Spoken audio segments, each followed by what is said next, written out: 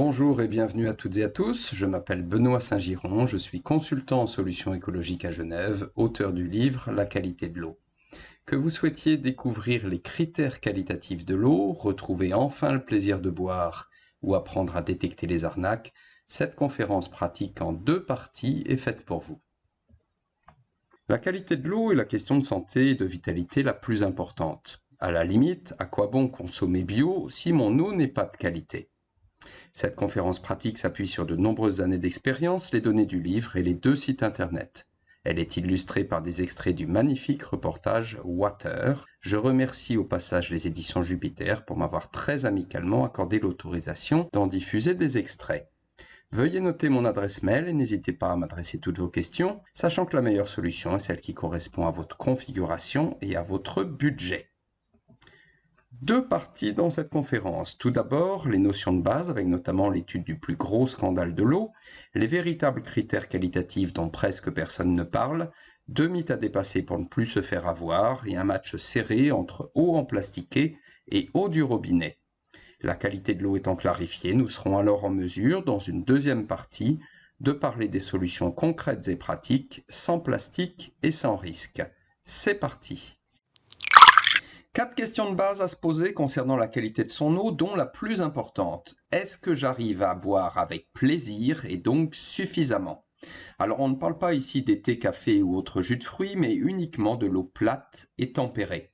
Et en général, cette eau, on n'arrive pas à la boire, et la raison n'est pas mentale, mais avant tout physiologique. L'eau traitée, notamment au chlore, n'est simplement pas appréciée par notre organisme qui perçoit, et pas seulement via la peau, son côté très asséchant et irritant.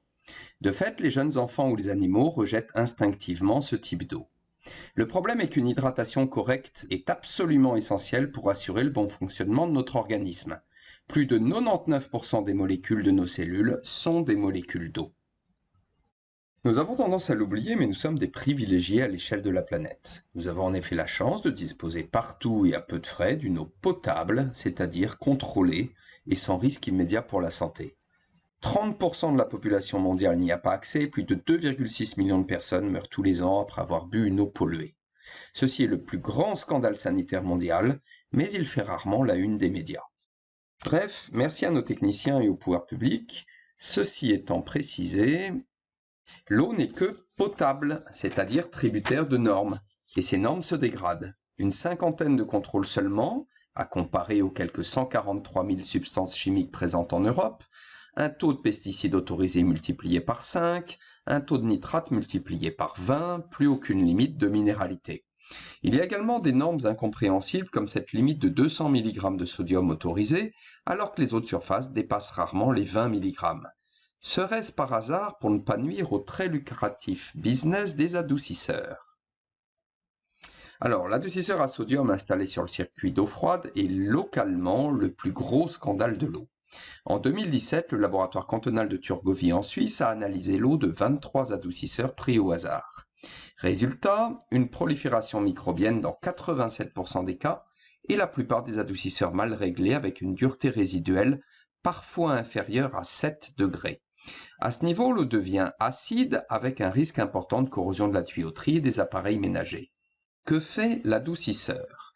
Il remplace le calcium et le magnésium, qui chauffés forment le tartre, pour les remplacer par du sodium, c'est-à-dire du sel, dont les excès entraînent tous les ans en France quelques 25 000 décès. N'en déplaise au greenwashing, l'adoucisseur ne sera jamais écologique non plus, vu le gaspillage d'eau, le relargage de sel dans la nature et surtout parce que l'eau devient tellement désagréable à boire que l'on a généralement recours à l'eau en plastique. Bref, la plus mauvaise note du livre avec un record de moins 20 sur 20, sachant qu'il est par ailleurs possible de gérer le calcaire différemment. Revenons donc plutôt à notre eau potable de base. Il s'agit de bien comprendre que les pouvoirs publics font ce qu'ils peuvent en l'état actuel de la technologie et des contraintes économiques. L'essentiel de l'eau potable est en effet à destination de l'industrie, de l'agriculture et de nos toilettes, et tout le monde n'est pas forcément prêt à payer beaucoup plus cher pour une eau qui sera de toute façon traitée, stockée, puis envoyée dans des conduits plus ou moins vétustes sous une pression infernale.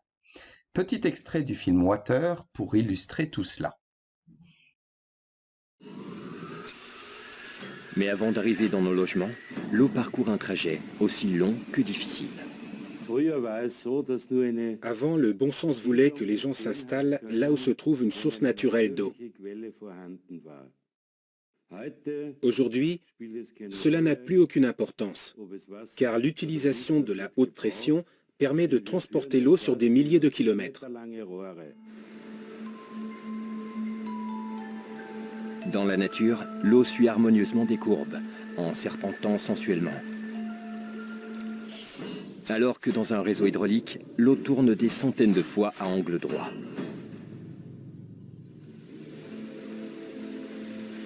À chaque détour et changement abrupt de direction, la structure naturelle de l'eau se détériore peu à peu. Quand l'eau du robinet arrive chez nous, après avoir traversé tout un réseau hydraulique, elle présente plusieurs cristaux de formes diverses. Mais leurs structures sont toujours déformées. Voilà à quoi cela ressemble. Les cristaux s'assemblent d'une façon chaotique, sans esthétique ni aucune symétrie.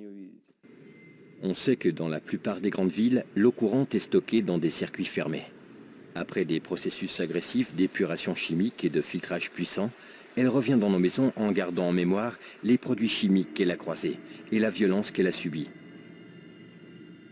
Mais la pollution la plus terrible est celle des informations que l'eau absorbe en passant par des tuyaux longs de plusieurs kilomètres et des milliers de maisons et d'appartements.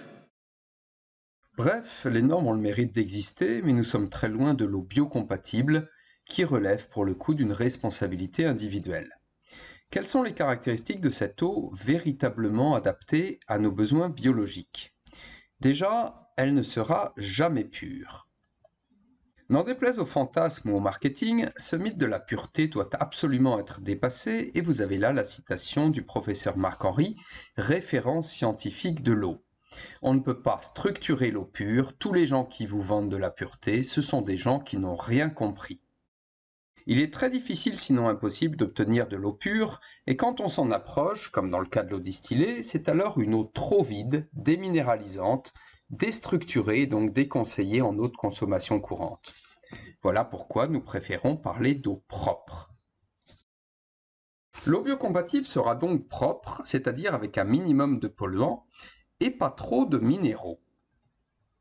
Nouvel aparté avec le mythe de l'importance des minéraux des eaux et une citation d'un rapport de l'OMS. Nous ne faisons pas de recommandations compte tenu des incertitudes relatives à l'apport minéral de l'eau de boisson. L'assimilation des minéraux est en effet très aléatoire, de 1 à 15% maximum selon les experts. Nous sommes en effet hétérotrophes et donc incapables d'assimiler correctement les minéraux des eaux. Nous ne léchons pas de cailloux et devons passer pour nos minéraux essentiels par les végétaux. Que se passe-t-il avec une eau trop minéralisée? Eh bien, il y a un risque d'encrassement de l'organisme, voire de calculs rénaux.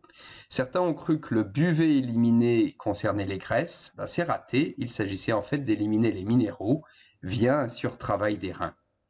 Alors, attention, nous parlons là des eaux emprisonnées dans du plastique. À la source, au griffon, la situation est totalement différente puisque les minéraux sont répartis sous forme colloïdale. Ils s'assimilent alors un peu mieux et sont surtout beaucoup plus facilement éliminés.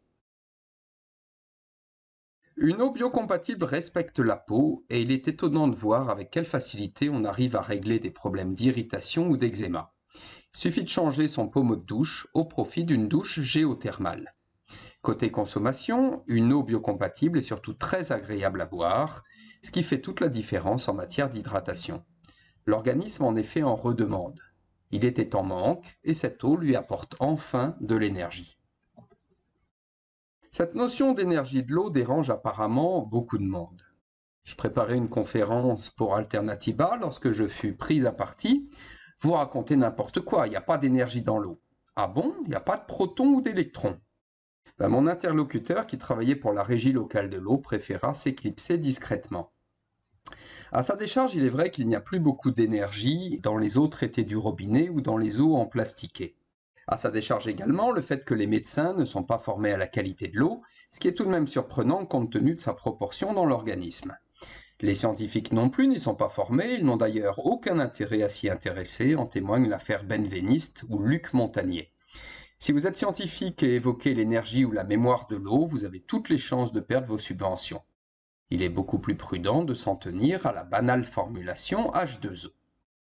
Tout est pourtant énergie, ou pour le dire autrement, tout est électromagnétisme, c'est-à-dire interaction entre particules chargées électriquement. Cela n'a rien d'ésotérique, c'est le b.a.-ba de la physique. Mais avec l'eau, nous sommes évidemment dans l'infiniment petit. 100 trillions de molécules d'eau, 10 puissance 20, tiennent dans une seule goutte d'eau.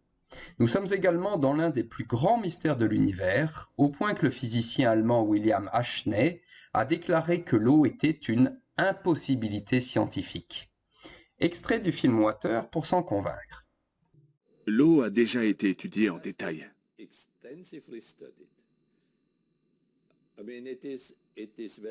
Il est d'ailleurs notoire que l'eau a des caractéristiques physiques et chimiques extraordinaires par rapport aux autres substances liquides. La molécule de l'eau est vraiment petite. Et pourtant, elle présente des caractéristiques extraordinaires. On ne trouve aucune autre molécule qui présente des anomalies similaires. Si une seule de ces anomalies avait manqué, la vie ne serait jamais apparue sur la planète. Chaque propriété de l'eau est unique et trouve difficilement une explication dans le cadre classique et traditionnaliste des lois physiques. Les sciences n'ont toujours pas trouvé réponse à certaines questions. Pourquoi l'eau est-elle la seule substance sur Terre qui peut se présenter en 3 états, liquide, gazeux et solide? Pourquoi la tension de la surface de l'eau est-elle la plus élevée parmi tous les liquides? Pourquoi l'eau est-elle le dissolvant le plus puissant au monde et comment? De quelle façon l'eau, défiant la gravité terrestre, est capable de remonter à l'intérieur des troncs des grands arbres, surmontant ainsi des pressions de dizaines de bars?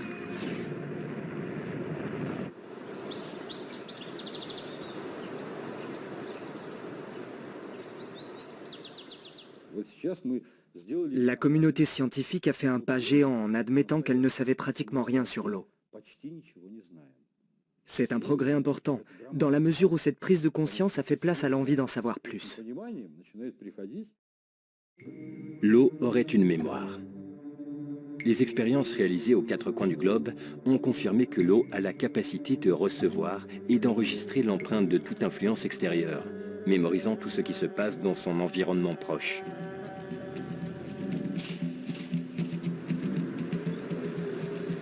Toute substance qui entre en contact avec l'eau y laisse donc une trace. En enregistrant les informations, l'eau acquiert de nouvelles caractéristiques. Pourtant, sa composition chimique reste intacte. Dans un premier temps, on s'est penché sur la composition chimique de l'eau. Mais à la surprise générale, cela n'a abouti à rien. Car la composition chimique importe bien moins que sa structure. Quand on parle de la structure de l'eau, on parle de l'organisation de ses molécules, de la façon dont les molécules de l'eau s'agroupent entre elles. Ces agrégats d'atomes sont appelés clusters, et les scientifiques ont supposé que les clusters agissent en quelque sorte comme les cellules de la mémoire, où l'eau enregistre ce qui l'entoure, telle une bande magnétique.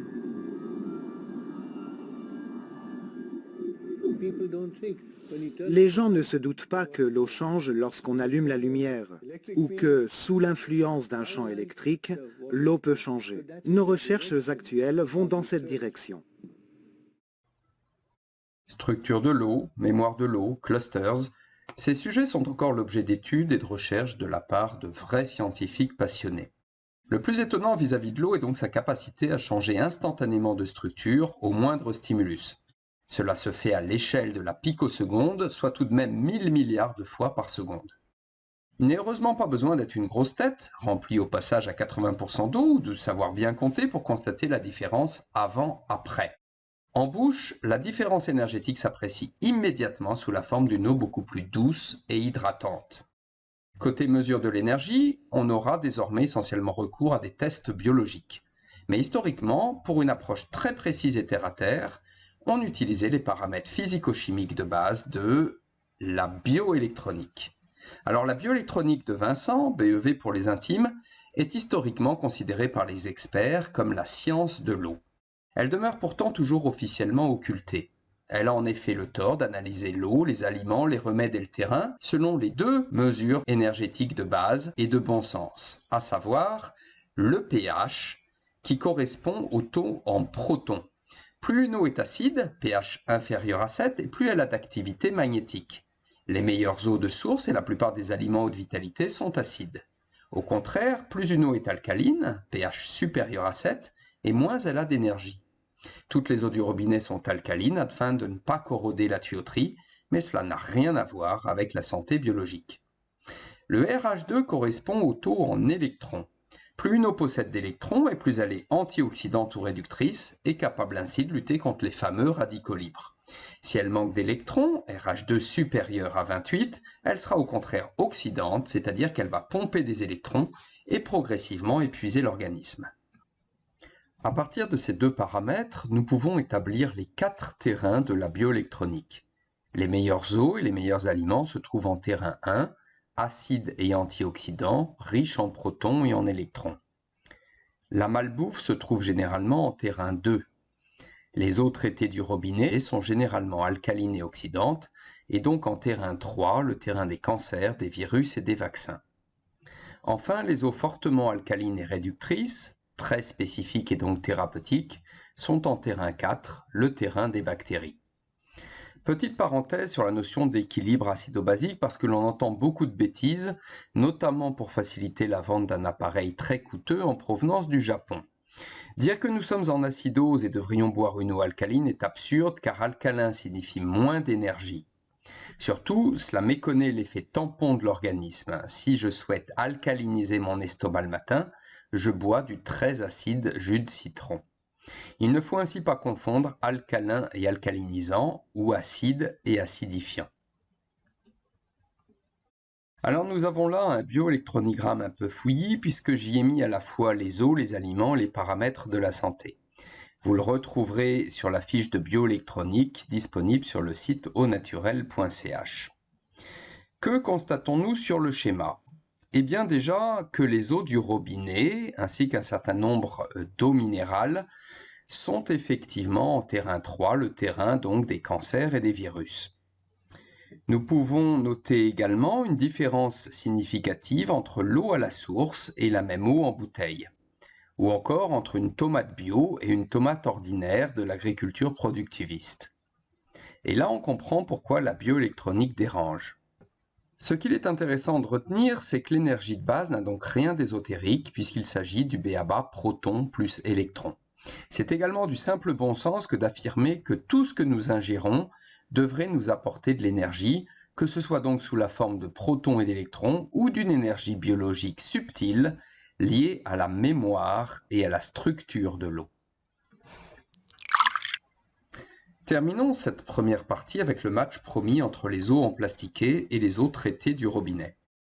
La mauvaise note des eaux minérales emplastiquées dépend essentiellement de leur teneur parfois beaucoup trop chargée en minéraux. Mais elles sont dans tous les cas dévitalisées, coûteuses, généralement polluées en microparticules de plastique et évidemment fort peu écologiques pour une note finale de mauvaise à désastreuse. Nous avons analysé l'eau en bouteille que l'on peut acheter dans le commerce. Les fabricants nous assurent que cette eau est la meilleure du monde. Et les étiquettes en attestent. Mais cette eau est vide et morte. Il est vrai qu'elle a bon goût, qu'elle est propre et qu'elle a été enrichie en minéraux. Mais elle est morte, car elle n'a aucune énergie, aucune vie. L'homme aurait bien du mal à distinguer l'eau de source naturelle de l'eau artificiellement filtrée.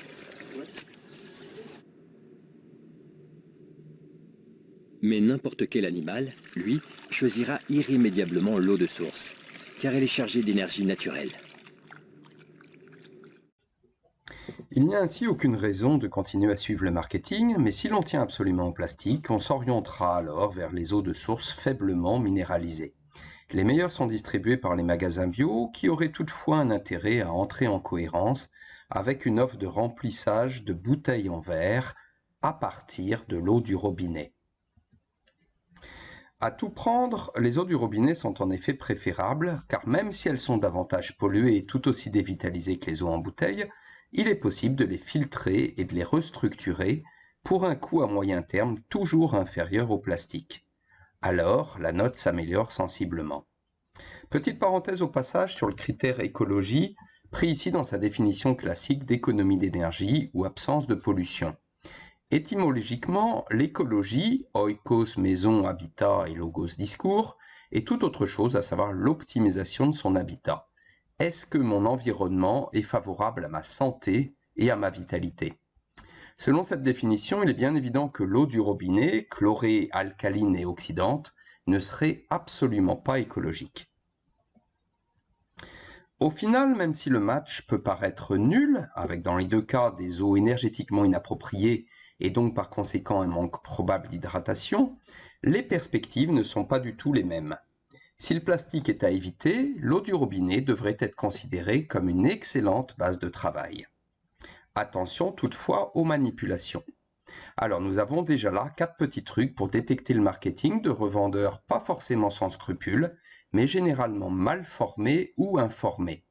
Si l'on vous parle d'eau pure, d'eau alcaline, de calcaire ou de l'importance des minéraux, méfiance, les arnaques de l'eau sont légion.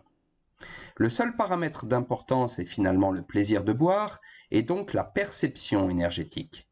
Tout ce que nous ingérons devrait nous apporter de l'énergie et ainsi renforcer notre système immunitaire. Comment, à partir de l'eau du robinet, potable, peu coûteuse et disponible partout, obtenir une eau de qualité énergétique équivalente à une eau de source de montagne? Comment limiter le plastique et presque sauver la planète? C'est ce que nous allons voir en deuxième partie de conférence. Si vous avez la moindre question, n'hésitez pas à me contacter et si la vidéo vous a plu, à la faire circuler. Merci pour votre soutien et à bientôt pour la suite.